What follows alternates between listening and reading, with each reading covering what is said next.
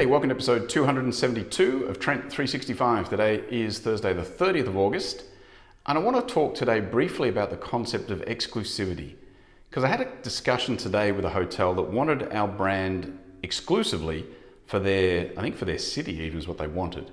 And of course I didn't want to give up exclusivity just to one property because it limits my opportunity for the rest of the market, obviously.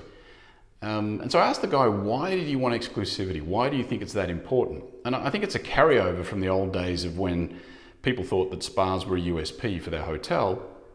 They're not really that anymore. I think we all know that. Although people, I think, still hang on to that concept of spas as a USP. And he said, well, our big concern is we don't want our guests knowing that they can get the same experience across the road for 20 bucks cheaper because they'll just walk across the road. And I said, well, we're not going to do that anyway because that's not smart for our brand. And so we would certainly have a clause in there that says, you know, the pricing will be the same pricing throughout all the properties in that city, in that location. The other thing that I talked about with him is maybe we could give you exclusivity within a very small range.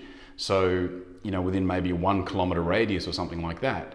Because it also doesn't make a lot of sense for us to put another competing brand and we end up sort of cannibalizing the same market. The other thing we could do is do it with a restriction on time. That's another way to approach exclusivity.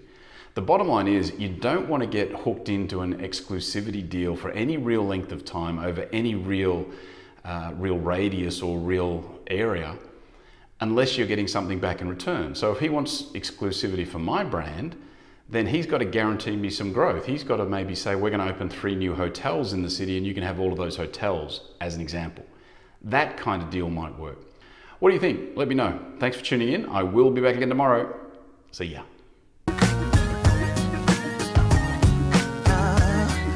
See,